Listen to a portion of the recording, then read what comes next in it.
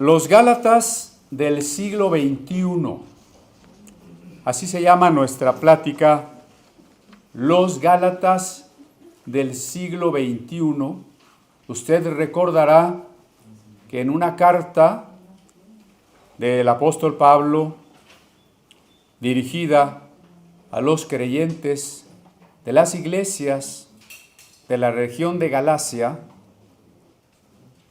les conminaba a no abandonar la gracia por la que Jesucristo nos ha salvado y les advertía de no regresarse a la ley y querer salvarse por obras. Esa herejía, recuerden que una herejía es una doctrina falsa que implica una negación de la obra de Cristo. Esa herejía de los Gálatas no se reduce solamente a aquellos tiempos apostólicos del primer siglo de la era cristiana. Hoy tenemos muchos Gálatas, o sea, judaizantes, en pleno siglo XXI. Y ese es precisamente el tema del capítulo 15 del libro de los Hechos. Si me acompañan, pueden abrir sus Biblias en el capítulo 15 del libro de los Hechos. Leemos lo siguiente. Entonces, algunos que venían de Judea enseñaban a los hermanos: si no os circuncidáis conforme al rito de Moisés, no podéis ser salvos. Ahí está un resumen del conflicto. Bernabé y Pablo y otros creyentes de Antioquía y aún el apóstol Pedro han llevado el mensaje de Cristo a personas no judías, por un lado. Por el otro lado, algunos fariseos de la región de Judea les dicen a los creyentes de la iglesia de Antioquía que está equivocado recibir a no judíos en la fe. Los no judíos primero se tienen que hacer judíos. Y el rito de iniciación para convertirse al judaísmo es la circuncisión. Ese es el problema. Lo primero que yo quisiera destacar es que la iglesia siempre tendrá problemas. La iglesia, por tanto, las iglesias siempre tendrán problemas.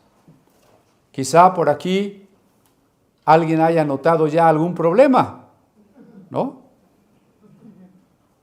Yo digo que no, pero lo más seguro es que sí. Cuando uno se convierte, llega a la iglesia y dice: ¡ah, qué maravilla! Vengo con puros santos al paraíso. Luego ya se da cuenta que hay problemas. Y yo de paso les digo, hermanos, si hay alguna, creo que ya lo dijimos hace un domingo o dos, alguna inconformidad, alguna murmuración, venga conmigo, con el pastor Víctor, así con toda confianza, abiertamente. No vamos a excomulgar a nadie, ¿de acuerdo? Y si tienen razón, pues yo creo que tenemos que escucharles. Pero en la iglesia siempre va a haber problemas. ¿Recuerdan cuando tuvieron que escoger unos diáconos? ¿Por qué escogieron diáconos? ¿Porque era muy bonito escoger diáconos?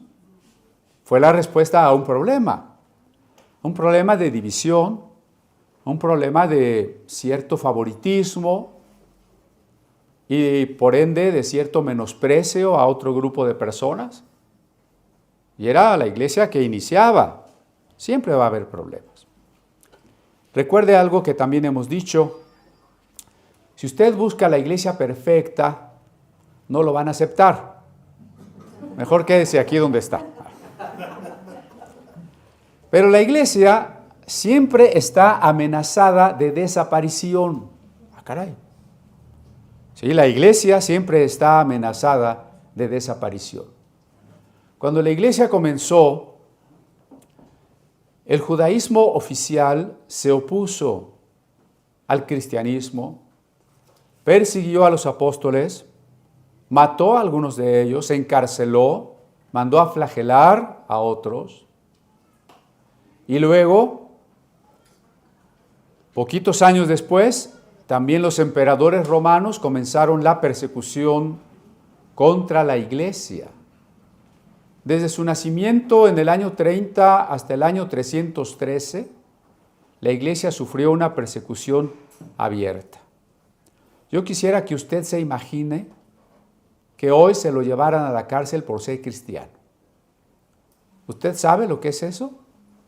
Que lo encierren con personas que han cometido algunos delitos y que están acostumbrados a abusar, a traficar, a muchas cosas allá adentro. No es fácil. Que le confisquen sus bienes.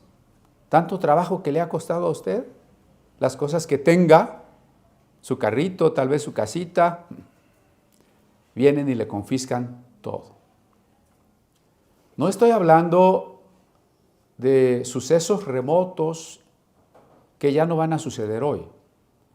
Estoy hablando de sucesos probables hoy, ¿no? Entonces la iglesia estaba amenazada por la persecución, pero la iglesia también estaba amenazada porque el gnosticismo, que era algo así como el movimiento de la fe y la nueva era, se estaba infiltrando en la iglesia y efectivamente amenazaba con desvirtuar el mensaje cristiano. Que el cristianismo hubiese terminado como una secta gnóstica más, un grupo místico, esotérico, como había tantos en aquel momento. También estaba amenazada por la filosofía de las religiones paganas, que fue parte del argumento para las persecuciones. La burla de filósofos, tanto gnósticos como romanos, adoradores de los dioses del Olimpo, contra los cristianos. Y por si fuera poco, la amenaza de los judaizantes, que de haber podido, hubiesen diluido el cristianismo en una secta más del judaísmo, como lo eran los cunramitas, los esenios, los fariseos, los saduceos, los celotas, los alejandrinos, y ahí hubiesen acabado los nazarenos también. Un grupo más de judíos como cualquier otro. Desde su cuna, la iglesia estuvo amenazada para su desaparición, ¿no? Pero si recorremos la historia de la iglesia, siempre ha sido lo mismo. A tal grado que podemos afirmar que la iglesia está siempre a una generación de desaparecer. ¿Cómo es eso? Imagínense que esta generación de cristianos no predicara. Yo sé que sí, que todos ustedes se la pasan predicando, pero imagínense que una generación de cristianos fuera flojo y no predicara. Que además, pues, le empezara a dejar de dar importancia a la Biblia, que la Biblia fuera siendo relegada, de hecho lo está haciendo en muchos sectores cristianos, que la doctrina se tergiversara más de lo que a veces está. La siguiente generación ya no sabría nada acerca del cristianismo, ¿no? Hay que reconocer esta amenaza permanente. Por supuesto, no lo dejo así solamente, como una especie de pesimismo. Quiero subrayar que si la iglesia ha permanecido, no es por las cualidades de los creyentes, por nuestro esfuerzo, sino por la obra del Espíritu Santo. Alguien decía, yo sé que el cristianismo es verdadero porque ha pervivido a pesar de los cristianos. Tiene mucha razón. Es cierto que la iglesia está siempre amenazada y a punto de extinguirse. Ahora que se pretende calificar a la Biblia de patriarcal, machista, falocéntrica, antropocéntrica,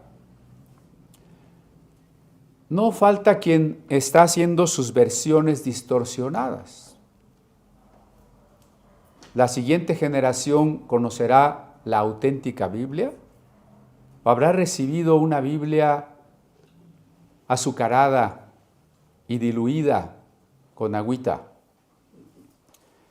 Hay que reconocer, digo, a la par, que el Espíritu Santo está con nosotros.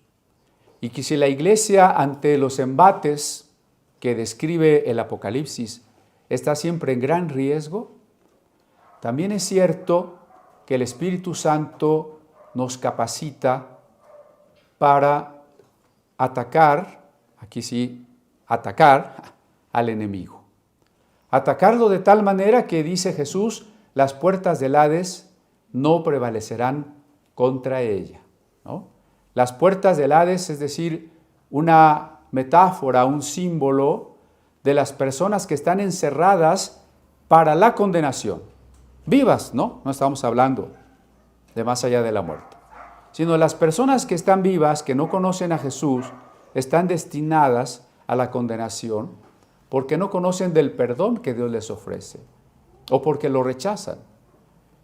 La Iglesia tiene esa tarea, derribar esas puertas para que la gente pueda escapar hacia la salvación.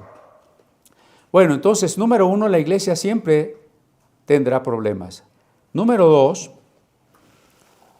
las herejías, como una amplia variedad, nos amenazan por todas partes. Las herejías nos amenazan por todas partes. Hace rato nos recordaba Alan unas palabras que les decía yo en la clase, que en un tiempo de desintegración social, de pérdida de la referencia acerca de la verdad, las sectas se multiplican. Las maneras de pensar se dividen todavía más y la gente acepta cualquier cosa. Vivimos en un mosaico variopinto de doctrinas muy estrafalarias que el cristiano está enfrentando todo el tiempo, que nuestros niños estarán enfrentando. Con estos nuevos planes de estudio donde se deja fuera la historia, la filosofía, casi todas las materias que tienen que ver con humanidades, con la cultura, han quedado afuera. Ahora los niños tienen que aprender lo de su comunidad, repetir lo que viven en su contexto.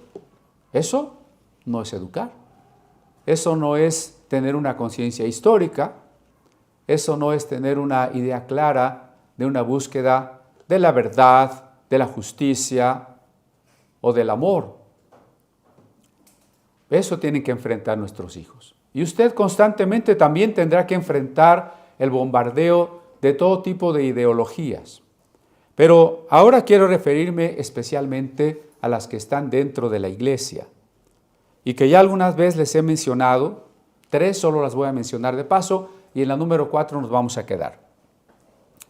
El movimiento de la fe, con todas sus propuestas de declaración positiva, guerra espiritual, demonios en los cristianos, que debemos de ser ricos, que aunque estés enfermo no veas la realidad, sino que digas que estás sano, con las nuevas revelaciones de los nuevos apóstoles, con los supuestos milagros y con la explotación del emocionalismo y del sensacionalismo a partir de, sobre todo, la música del mundo, bautizada con letra cristiana, ¿no?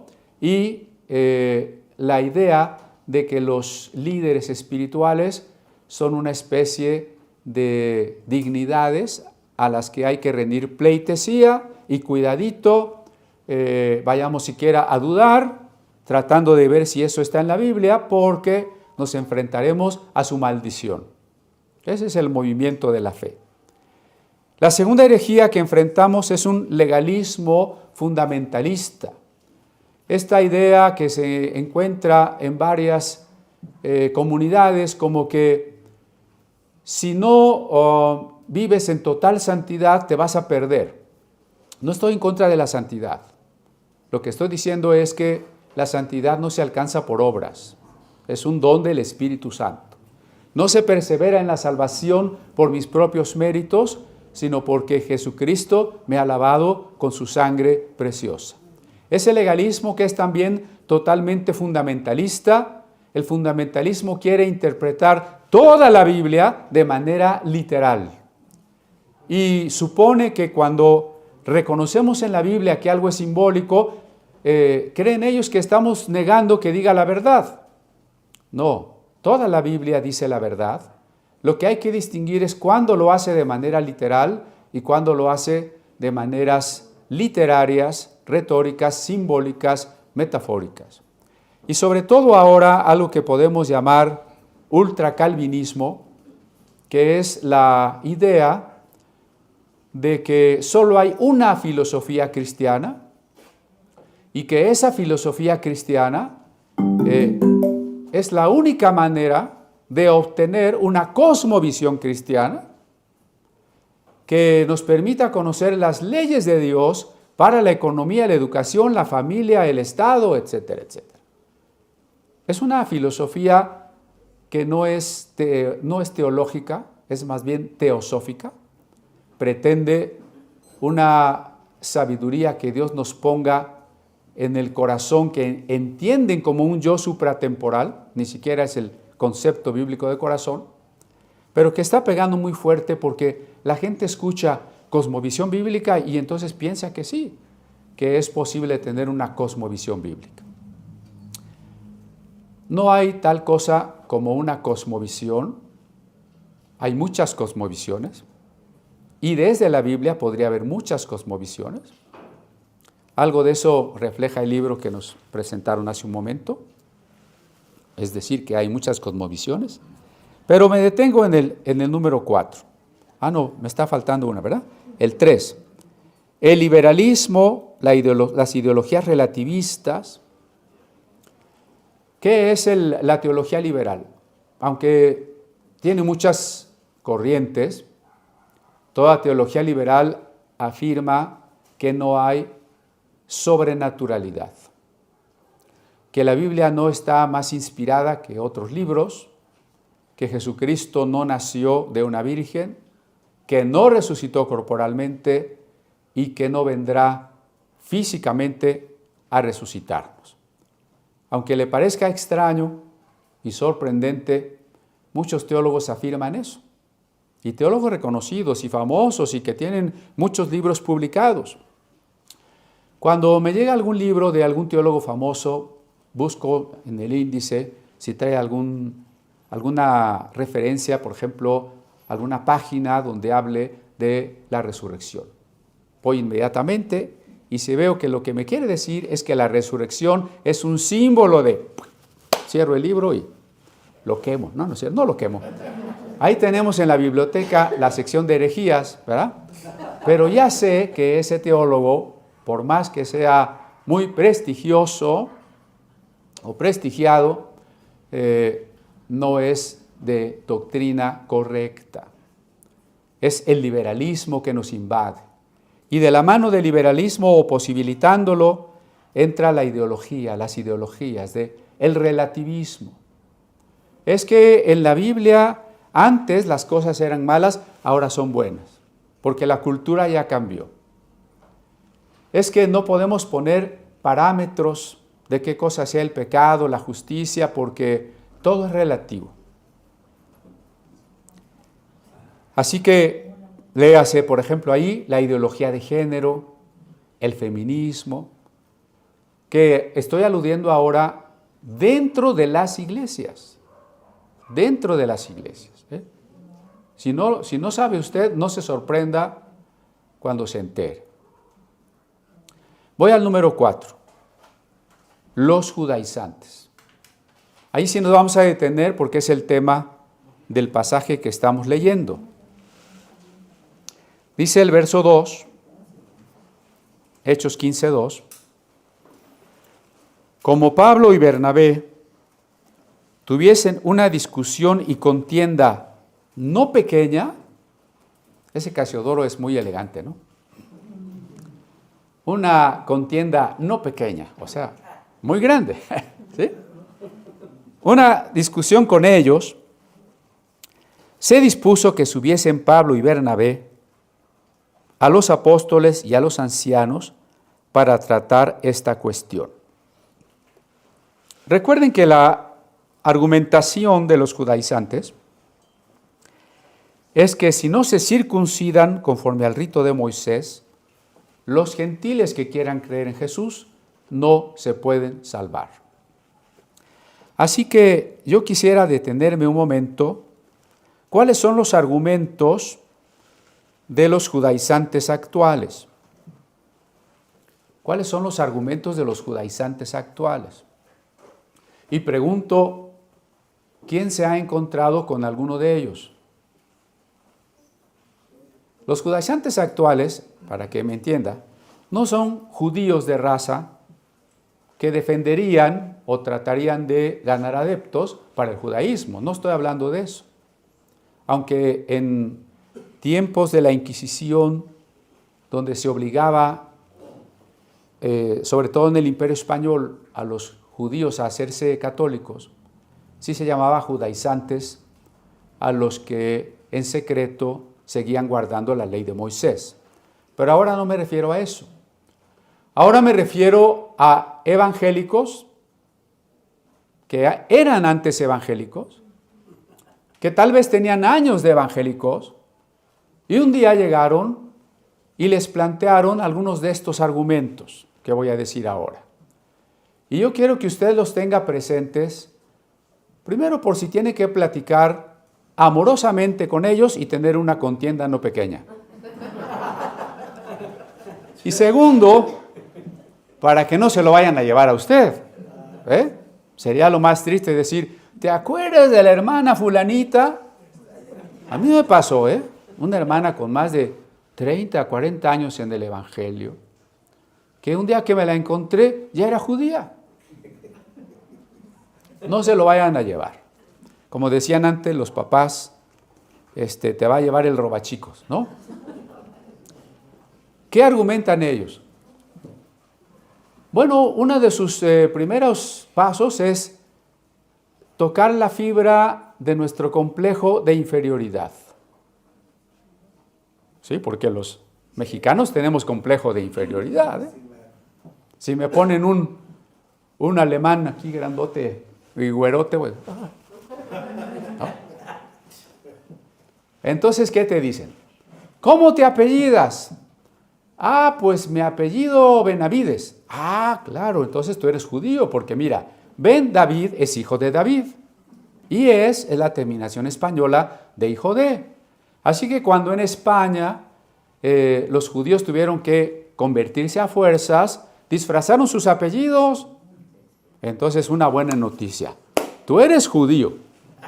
Ay, mi complejo de Malinche sale a relucir y digo, ya no soy indito oaxaqueño.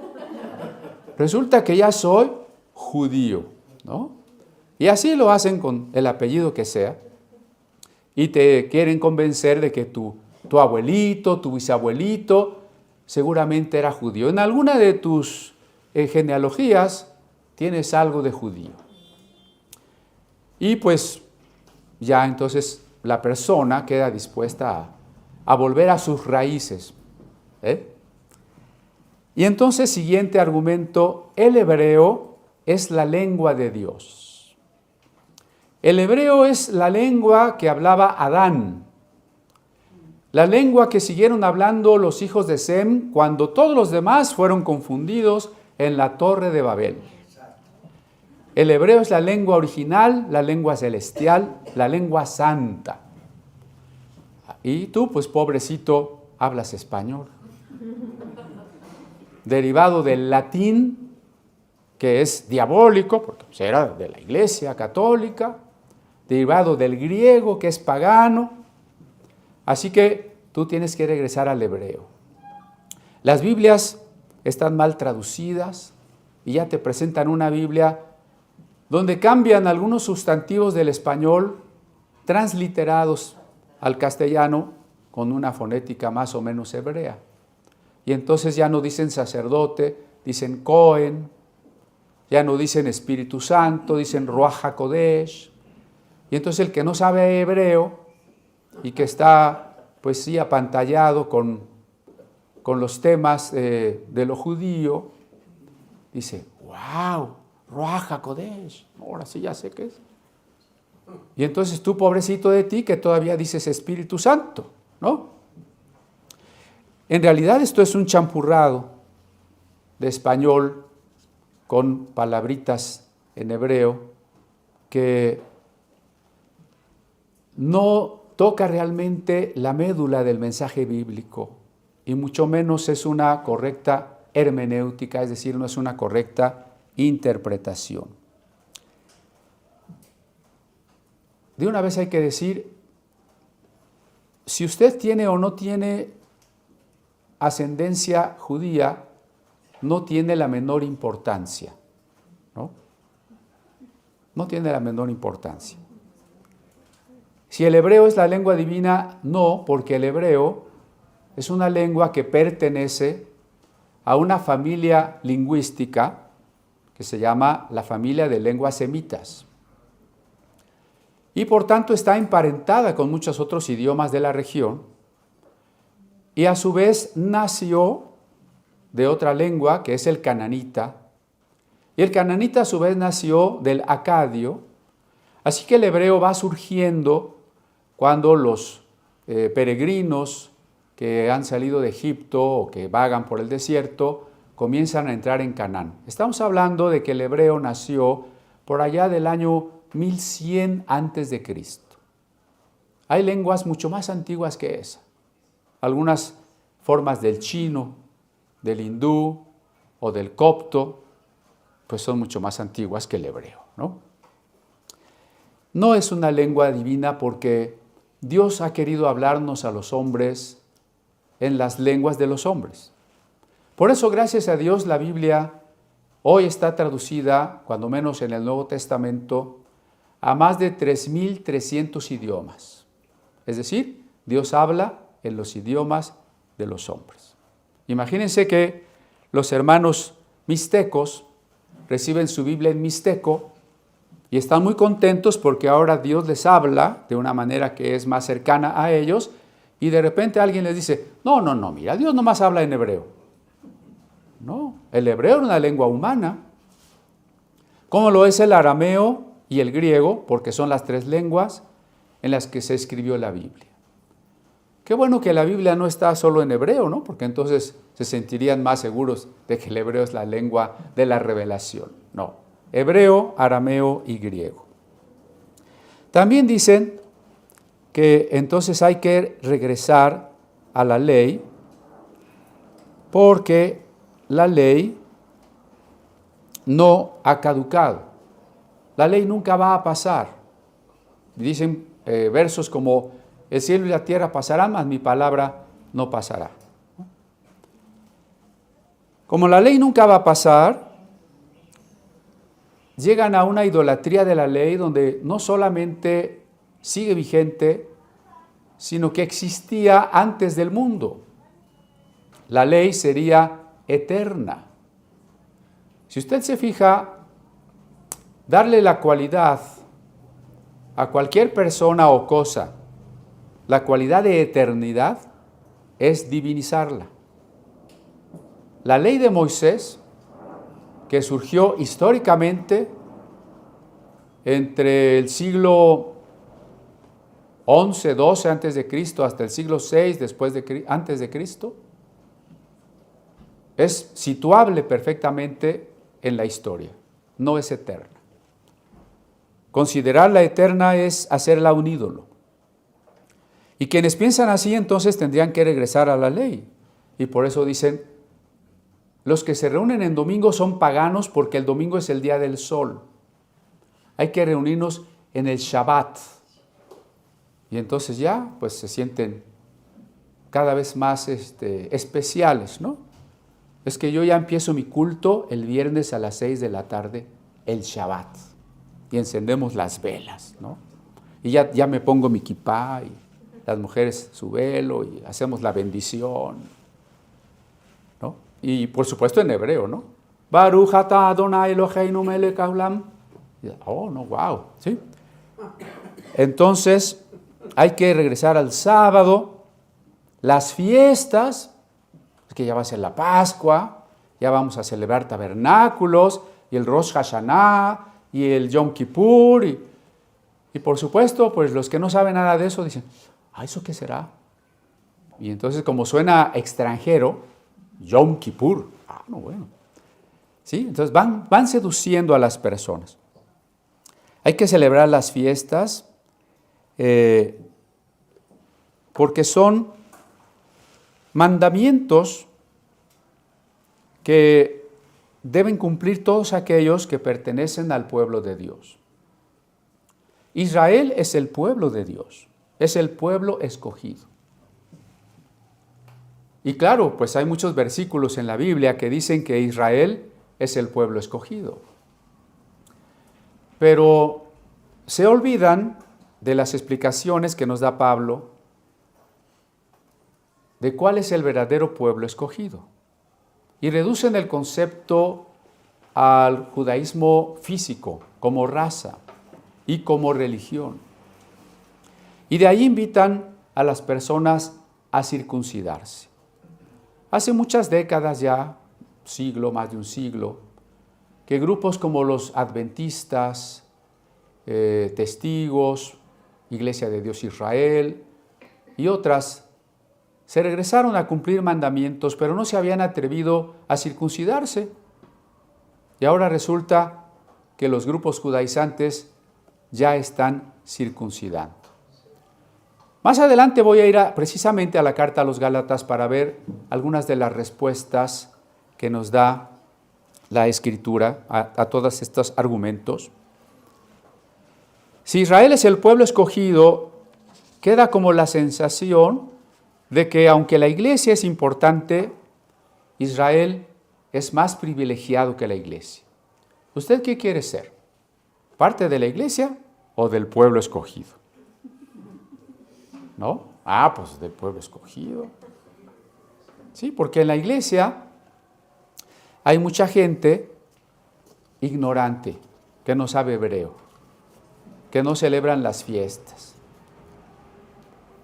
Porque la iglesia se desvió de la Biblia, lo cual es cierto. La iglesia se desvió de la Biblia, se hizo un sincretismo con la Roma pagana, todo eso es cierto. Pero la solución es falsa. El regreso debe ser a la iglesia apostólica, no al judaísmo. Si la iglesia se deterioró, si la iglesia se apartó de su modelo, Dios no nos llama a regresar a la ley de Moisés, sino a regresar a Jesucristo. Y también dicen, el Nuevo Testamento se escribió en hebreo. Eso es falso. De cada uno de estos temas podríamos tardarnos mucho, pero entre las materias relacionadas que se imparten en el Museo de la Biblia está la historia del texto, donde vemos incluso los manuscritos griegos, la crítica textual, que es la comparación entre manuscritos griegos, para recuperar la condición del texto de la época apostólica. ¿Cuántos manuscritos hebreos del Nuevo Testamento hay? Del Nuevo Testamento. Ninguno. ¿Cuántos manuscritos hebreos hay del Antiguo Testamento? Casi 5,000. Porque el Antiguo Testamento se escribió en hebreo. Hay casi 5,000 manuscritos hebreos. ¿Cuántos manuscritos griegos del Nuevo Testamento hay? Griegos, casi 6,000. Vuelvo a la primera pregunta. ¿Cuántos manuscritos hebreos del Nuevo Testamento? Ninguno. Hay 2 versiones de Mateo en hebreo medievales, hechas por los judíos que peleaban con los cristianos. Solamente eso.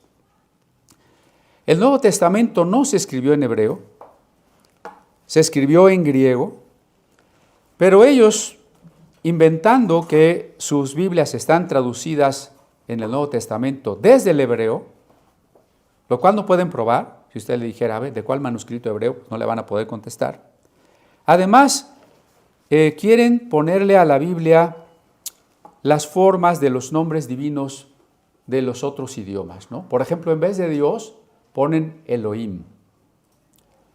En vez de el Señor, ponen Yahvé o Jehová. Y entonces ya con eso también apantallan, perdónenme la palabra, apantallan cristianos incautos. No, es que mira, yo ya conseguí una Biblia que dice Elohim. ¿Y? ¿No? Y acá dice El Shaddai. Y acá dice Jehová Nisi. Y para colmo, en el Nuevo Testamento dice Jehová. Claro que otra vez podríamos preguntarle en qué manuscrito del Nuevo Testamento encontraste la palabra Jehová. En ninguno, porque el Nuevo Testamento nace de la Biblia griega Septuaginta, el Antiguo Testamento en griego, que usa la palabra Kyrios. Kyrios significa el Señor. Pero ellos tienen sus propias Biblias y como cualquier secta, lo que afirman es que su Biblia es la única verdadera. Resulta que la Reina Valera, la Nueva Versión Internacional, la Dios habla hoy, la de Jerusalén, la Nácar Colunga, todas son falsas. Solo la de ellos es la buena. Cuando usted oiga ese tipo de teorías conspiranoicas, cuénteselo a quien más confianza le tenga. Porque en cualquier área, es que todos los médicos y farmacéuticos han escondido este milagro, pero si tú te lo tomas, te cura el cáncer. No quieren que se sepa. Si ven un video titulado, no quieren que se sepa, ni lo vean. Así también ellos, ¿no? La única Biblia buena es la suya. Porque fíjense que de la mayoría de Biblias judaizantes, no son más que un plagio de la Reina Valera. Me consta porque las he analizado. Ni siquiera hicieron crítica textual, tal cual la Reina Valera. Solo que los sustantivos en castellano los pusieron en hebreo. Bueno, ni siquiera en hebreo. Aljamiados, eso quiere decir en hebreo, pero con grafía castellana, ¿no? Son Biblias plagio. Qué casualidad que solo la de ellas es la buena, ¿no? Porque dicen todo lo griego es pagano. Toda la iglesia es Babilonia. Todos los que no son de nuestro grupo son Babilonia. Al final terminan rechazando a Pablo. Oye, pero es que Pablo, no, bueno, es que Pablo se equivocó. Si hay algún rabino erudito, pues ese es Pablo, ¿no? Porque un rabino actual, aunque fuese un erudito, no conoce el hebreo de hace 20 siglos. El hebreo de hace 20 siglos a nosotros nos es desconocido. Aún el texto masorético que tenemos manuscritos del siglo X, vocalizados, son propuestas muy lejanas a como debe haber sido el hebreo de 10 siglos antes, ¿no? O sea, un rabino actual no conoce el hebreo de aquellos tiempos. Un rabino actual es muy erudito, pero no en la Biblia, sino en las tradiciones judías, talmúdicas, jaláquicas, cabalistas de 20 siglos. Pero Pablo no. Si Pablo conocía la teología del tiempo de Jesús, ¿no? El hebreo del tiempo de Jesús. ¿Hay alguien de quien podríamos decir que es un rabino con todas las letras, con toda la barba? Pablo. Pero ellos terminan diciendo, no, Pablo está equivocado. Si solo dijeran que Pablo está equivocado, pues bueno, pero terminan diciendo, por ejemplo, Jesucristo no es Dios. Todos los judaizantes que conozco niegan la divinidad de Jesucristo. Si usted ama a Jesucristo, creo que sería argumento suficiente para no dejarse arrastrar por ninguna consideración o postulado que demerite a Jesucristo. Si usted empieza a aceptar algo que demerite a Jesucristo o a su obra salvadora, es que usted no lo amaba como decía amarlo, ¿no? Creo que amar a Jesucristo es suficiente para no aceptar nada que lo devalúa, que lo menosprecia. Nada. Jesucristo no es Dios, el Espíritu Santo no es más que una fuerza. Miren cómo traduce, por ejemplo, un Nuevo Testamento totalmente fraudulento que se llama el Código Real, que se vendía en librerías cristianas. Ahora sí me caigo como condorito, perdónenme. ¿Quién lo llegó a ver o quién lo ha llegado a oír ese? El Código Real dice desde su pasta, traducido desde los manuscritos hebreos conforme al pensamiento del siglo I. Eso es un fraude y una mentira y una imposibilidad. Pero fíjense cómo traduce Mateo cuando un ángel se le aparece a José en sueños y le dice, no temas de recibir a María tu mujer, porque lo que en ella es engendrado del Espíritu Santo es. ¿Se acuerdan? Miren cómo lo traduce. Yosef ben David. Wow. No temas de recibir a Miriam, tu mujer, porque lo que en ella es engendrado es de una palabra de poder de la Ruach HaKodesh. ¿Qué es eso? Con tal de no aceptar que el Espíritu Santo es persona y que Jesucristo es Dios, tienen que hacer esta cadena emanatista que sería más bien gnóstica.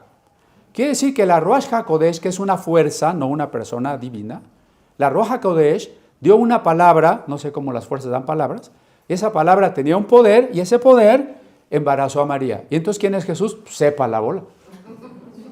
¿No? ¿Sí me explicó? O sea, vean cómo tergiversan las Escrituras para negar a Jesucristo. Había una joven que era cristiana, evangélica, y dijo, es que yo me voy a ir a evangelizar judíos a Israel. Según ella se fue. Bueno, sí se fue. Pero lo que quiero decir es que al rato ya era judía y ya no era cristiana. Más bien la evangelizada fue ella, ¿no? ¿Por qué? Porque traemos esta seducción de que el pueblo judío es mejor, Israel es el favorito, la ley de Dios, de Moisés, etcétera, ¿no? Más bien hay que especificar, de Moisés. Termina rechazando a Pablo, termina rechazando a Cristo, tergiversando el Nuevo Testamento. Pero vamos a ver ahora mejor las respuestas, ¿no? Para ya no invertirle tanto tiempo a los errores. Por una parte, recuerde el estudio largo que tuvimos sobre la carta a los hebreos. Son como 70 videos, ¿sí? 74. 84 videos, me corrigen aquí, Julio, gracias. Les recuerdo y les reitero, hermanos, en YouTube busquen Estudios Cristian Gómez y ahí en la opción Listas abran Hebreos. Y ahí están 84 estudios de la carta a los hebreos. Hoy solo quiero retomar de ello que Hebreos dice que Jesucristo es nuestro sumo sacerdote. Y no del orden levítico de Aarón, sino del orden de Melquisedec. Es decir, de un sacerdocio eterno, no de un sacerdocio establecido por los hombres, sino como hijo de Dios, y que al cambiar el sacerdocio, al estar nosotros bajo el sacerdocio de Melquisedec, ha cambiado el culto, ha cambiado el pacto. Nosotros tenemos un culto espiritual, no ceremonial ni de sacrificios. Tenemos un pacto nuevo por el cual Jesucristo por gracia nos ofrece la salvación. Tenemos un nuevo templo que no son edificios, sino los creyentes. Tenemos un nuevo reposo que no es el Shabbat ni la tierra de Israel, sino la gracia de Jesucristo. Y ahí toda la carta a los hebreos está insistiendo que no nos hemos acercado al monte Sinaí, que nos hemos acercado al monte Sión. El monte Sinaí es la ley, el monte Sión es la iglesia, es la gracia. somos la congregación de los primogénitos, porque no ha dado Dios esta ley y este pacto por un mediador humano como fue Moisés, sino por Jesucristo. Ahí está toda la epístola a los hebreos como una respuesta que solo quien no la ha estudiado podría dejarse seducir por lo judío, que por cierto, y no quiero que se me olvide, lo judío no es lo judío del tiempo de Jesús. Hace ratito decía yo, el judaísmo actual es la suma de muchísimas tradiciones, interpretaciones, adopciones de costumbres que no están en la Biblia. El judaísmo actual, especialmente en la rama ortodoxa, tiene que guiarse por lo que dice la Mishnah, la Haggadah, la Halaká, el Shulchan Aruch, el Talmud, la Cábala, por encima de la Biblia. No es el judaísmo de los tiempos de Jesús, para nada, para nada. Ni siquiera muchas de sus fiestas. El Rosh Hashanah o Año Nuevo es una de las fiestas actuales que no es bíblica, no está en la Biblia. Bueno, la ley de Moisés, decía yo hace rato, es diferente a la ley del Espíritu Santo. Tenemos nosotros una ley, si queremos llamarle así, es una ley, la del Espíritu Santo. Porque decía Romanos que en Jesucristo hemos sido liberados de la ley, del pecado y de la muerte. En Romanos 7 hemos muerto a la ley. Los que hemos resucitado con Cristo hemos muerto a la ley. Si usted le debe mucho dinero a la Secretaría de Hacienda o al banco o a quien sea y usted se muere, ¿la ley puede cobrarle esa deuda? Pues ya se murió. Esto es lo que dice Romanos 7. Los que hemos resucitado con Cristo hemos muerto a la ley. ¿Tiene usted que cumplir la ley? ¿Se tiene que circuncidar? ¿Se tiene que reunir en sábado? ¿Se tiene que poner su kipá, su talit, su manto de oraciones? No, estamos muertos a la ley. Y no estoy hablando por ignorancia, perdóneme que lo diga así, no, tampoco estoy sacando mis credenciales, no. Solo no estoy hablando por ignorancia, por una razón muy sencilla. En nuestra colección de cientos de Biblias, tenemos toda una sección de Biblias en hebreo. En nuestra sección de objetos museográficos tenemos muchísimos elementos de judaica, desde la menorá, estas que se ponen en la puerta, la mezuzá, las filacterias, la januquilla, etcétera, los talid, etcétera. Y tenemos clases de hebreo. Y tenemos profesores expertos en hebreo. No presumo de mí, sino de la calidad académica de los cursos. Difícilmente usted va a encontrar el nivel de profesores en hebreo que puede encontrar aquí. Difícilmente. Y en los programas de teología tenemos programas enfocados al Pentateuco, muchísimos.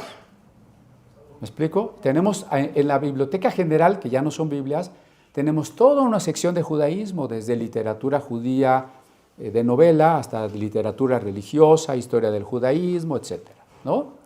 No es que nosotros no sabemos nada de eso. Hemos puesto exposición de Biblias en el Centro Cultural Israelita.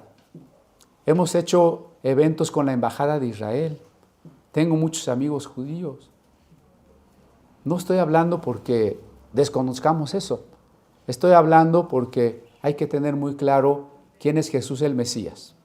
Y no cambiarlo por nada, porque el propio Pablo decía, todo lo que yo era, ser israelita, ser de la tribu de Benjamín, de la que nació el primer rey, ser fariseo de fariseos, todo eso para mí es pérdida para ganar a Cristo.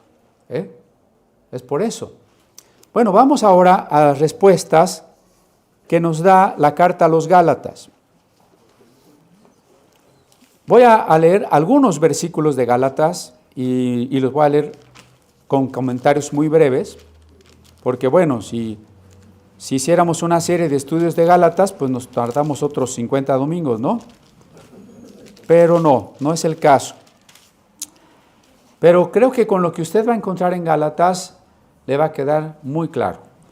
Gálatas 1, versos 6 al 9. Estoy maravillado de que tan pronto os hayáis alejado del que os llamó por la gracia de Cristo para seguir un evangelio diferente. Acuérdense del viaje. Bernabé y Pablo llegaron Listra, Derbe, Iconio, Antioquía, Pafos, ¿cómo se llamaba el otro lugar? Perge, etc. Predicaron, Dios hizo milagros, se convirtieron. Y ahora Pablo con tristeza dice, estoy maravillado que se hayan alejado del que os llamó por la gracia de Cristo, que es el Espíritu Santo, para seguir un evangelio diferente. No que haya otro. Qué bueno que dice, no es que hay otro. Porque hay autores muy renombrados que también dicen, es que al principio hubo muchos cristianismos. No es cierto. No hay otro evangelio. No hay otro evangelio. Sino que hay algunos que os perturban y quieren pervertir el evangelio de Cristo. ¿Quiénes eran estos? Los judaizantes. Los judaizantes que quieren pervertir el evangelio de Cristo. Por eso dice el verso 8. Mas si aún nosotros o un ángel del cielo os anunciare otro evangelio diferente del que os hemos anunciado, sea anatema.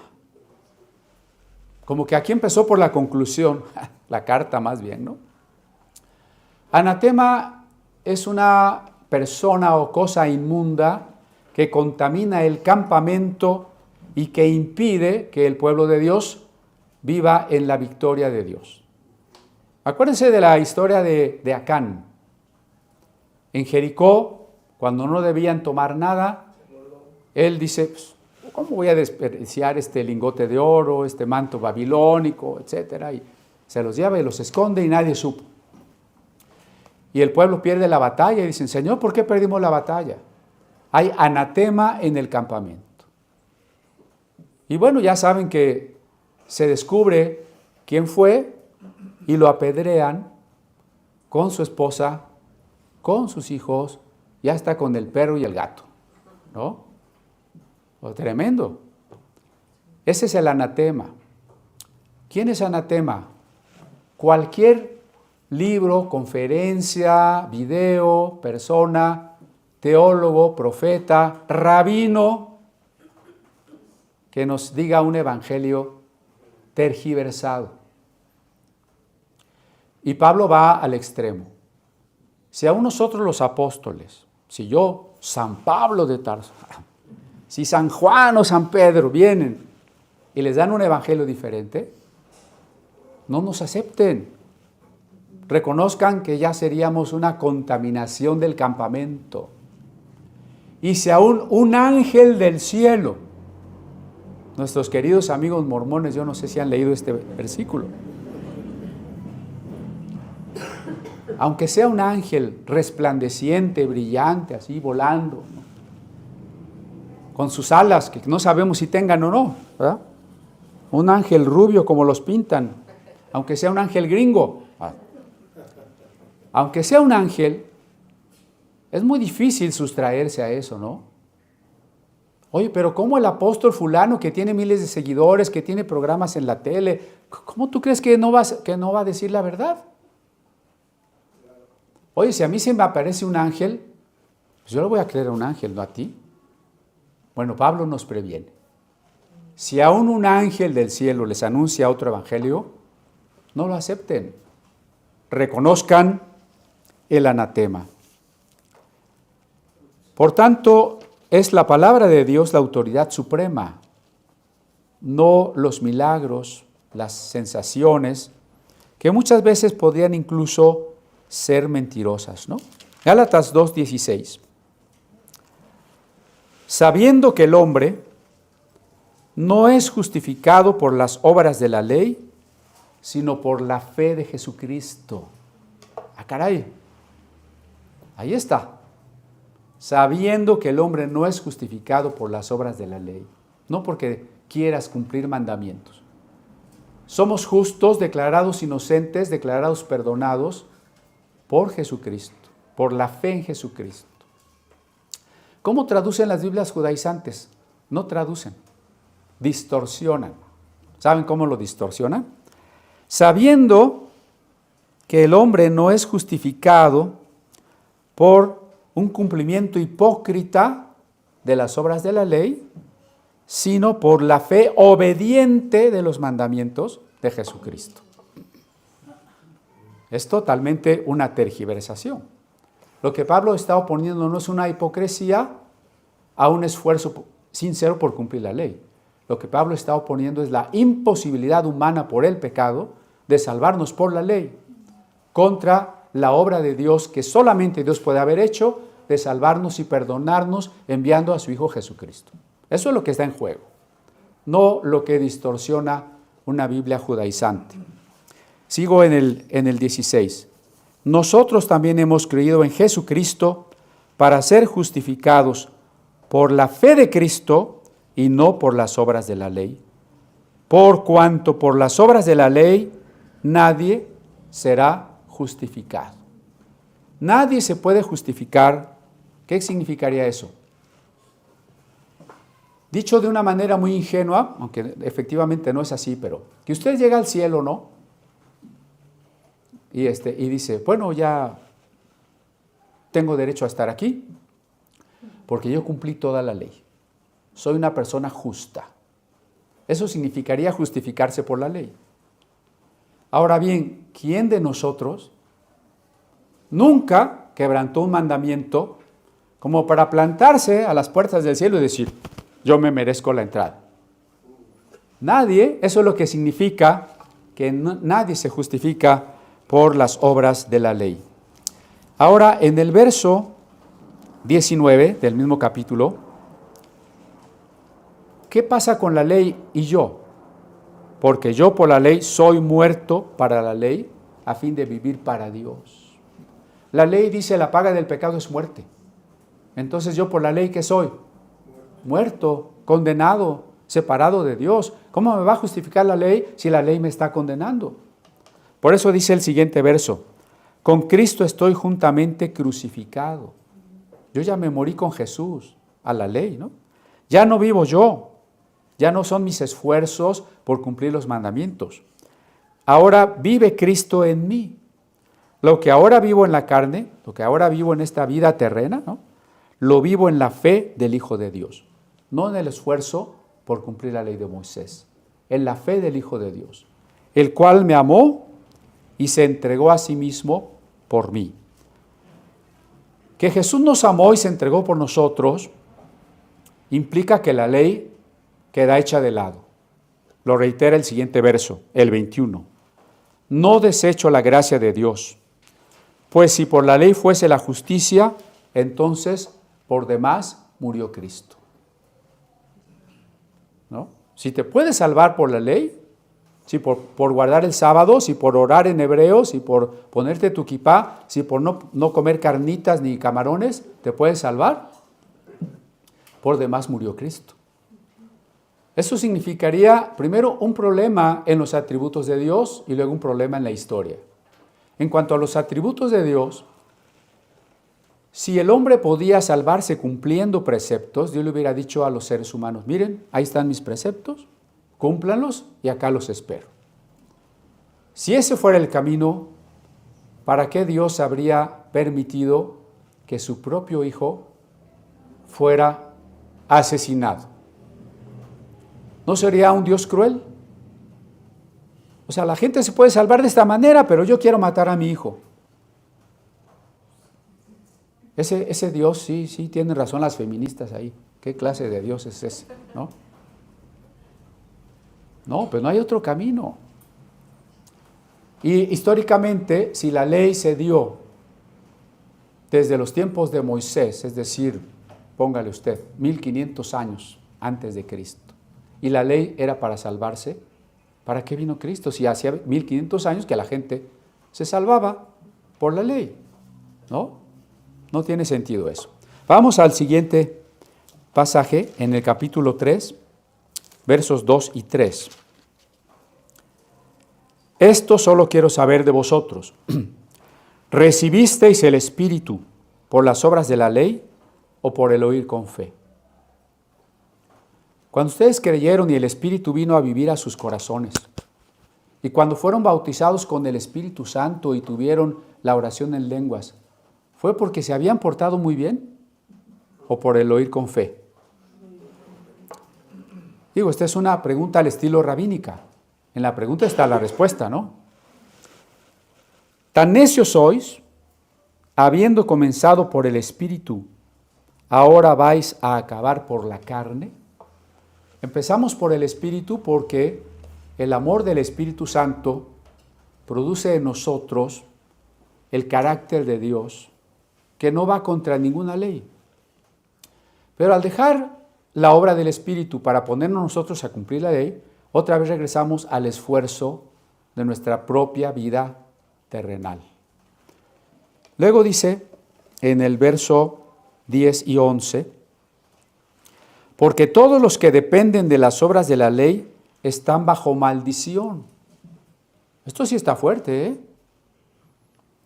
Es que yo ahora guardo la ley. No, pues pobrecito de ti.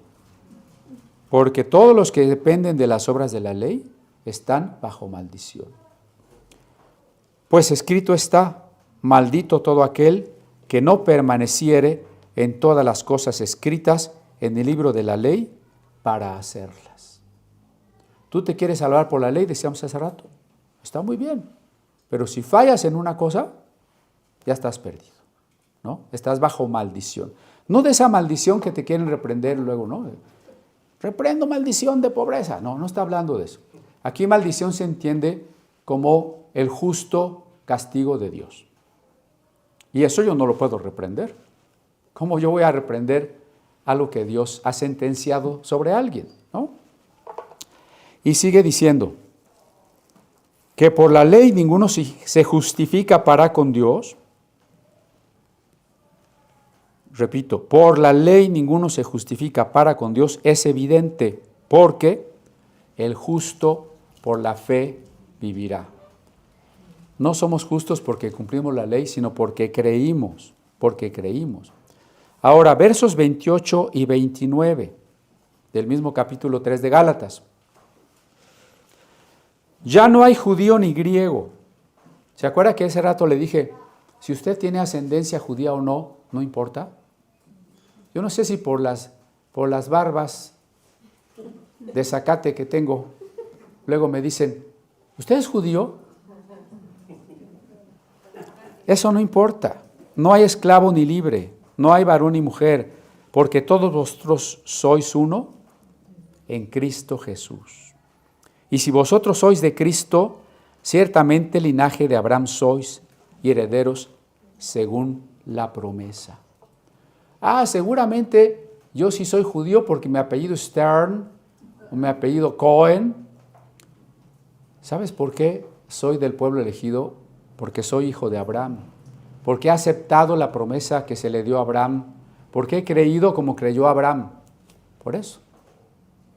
Así que todos los habitantes de la tierra que sean creyentes en Jesús, somos hijos de Abraham.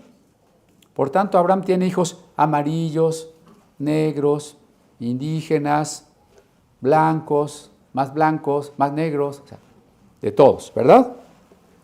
En el capítulo 6 de Gálatas, porque en Cristo Jesús ni la circuncisión vale nada, ni la incircuncisión, sino la nueva creación. ¿Qué decían los que argumentaban contra Pablo y Bernabé? Si no se circuncidan, no se pueden salvar. ¿Qué dice Pablo? En Cristo la circuncisión no tiene importancia, ni la incircuncisión tiene importancia. Y es que ha habido quien defiende, ¿no? Como he estado insistiendo, ser judío es mejor. Pero también hay grupos, como un grupo que se llama Creciendo en Gracia y otros, que dicen que Dios está en contra de todo lo judío y que nada tenemos que ver con la ley y que es mejor no ser judío. Ayer me mostraban, por cierto, un libro donde se culpa a los judíos de todo el barajuste económico mundial. Un libro supuestamente basado en un documento que se llama Los Protocolos de los Sabios de Sión, que es un documento espurio fabricado por la zona de Rusia y que Alemania usó para perseguir a los judíos. No estamos en favor de la circuncisión ni de la incircuncisión. No somos antisemitas y no somos sionistas pro-Israel antipalestinos. Nada de eso somos. ¿Qué es lo importante en Cristo Jesús? La nueva criatura. Así dice el versículo, ¿no? La nueva criatura. La pregunta no es, ¿eres judío? ¿No eres judío? ¿Eres católico? ¿Eres presbiteriano? ¿Eres qué eres? La pregunta es, ¿eres una nueva criatura en Cristo? ¿Has experimentado la nueva creación? ¿Has nacido de nuevo en Jesucristo? Esa es la pregunta y nos iguala a todos. Ahora que nuestra época quiere establecer una igualdad por la ley, que no es lo mismo la igualdad ante la ley. Ser iguales ante la ley es que con todas nuestras diferencias debemos ser tratados conforme a la ley. Ser iguales por la ley es que ahora usted está obligado a ser de cierta manera y a aceptar que los que son diferentes impongan su criterio político y usted, en todo caso, será encarcelado o multado por estar en desacuerdo. Muy diferente, ¿no? Pero en Jesucristo Dios nos hace iguales, aunque seamos judíos, mujeres, hombres, esclavos, libres, cultos o incultos. Y por último, Gálatas 5, en el verso 4, es muy fuerte la sentencia. De Cristo os desligasteis los que por la ley os justificáis.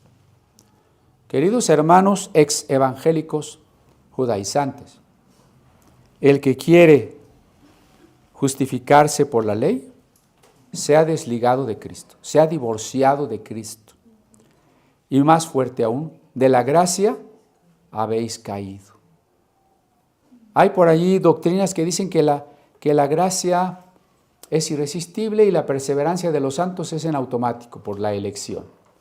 Aquí dice, es posible caer de la gracia. No solo es posible, sino que algunos ya lo habían vivido, ¿no? De la gracia habéis caído. Y el versículo 16 del mismo capítulo, digo pues, andad en el Espíritu y no satisfagáis los deseos de la carne. No tenemos que vivir conforme a la ley, sino llenos del Espíritu Santo. Decir que la ley no tiene poder sobre nosotros no es justificar nuestro pecado, porque el Espíritu Santo hace morir las obras de la carne. La ley del Espíritu es una ley que por el amor me permite vivir lo que Dios quiere. Y está encima de la ley de Moisés y no tiene nada que ver con el pecado. Es más, es la única manera de no pecar. Tratando de cumplir la ley de Moisés, seguiré pecando. La única manera de no pecar, o de al menos de tener la fuerza para decir no al pecado, es estar llenos del Espíritu Santo. Entonces estas personas llegaron con la iglesia queriendo imponer una herejía, esclavizar a los creyentes, esclavizarlos a la ley y a sus interpretaciones. Cuando la iglesia tuvo que reunirse para determinar si como creyentes, y especialmente creyentes no de raza judía, teníamos que guardar la ley o no. La próxima semana tenemos que seguir con el pasaje, ¿no? Cómo se fue resolviendo la controversia. Pero también quiero invitarlos porque los días jueves vamos a comenzar el curso que se llama Ley Hebrea. Entonces, por favor, inscríbase. Vamos a analizar, por ejemplo, cómo en la Edad Media el filósofo Maimónides divide la ley hebrea en 613 preceptos, cosa que ahora todo el mundo cree, y en fin, muchas cosas muy interesantes sobre la ley hebrea.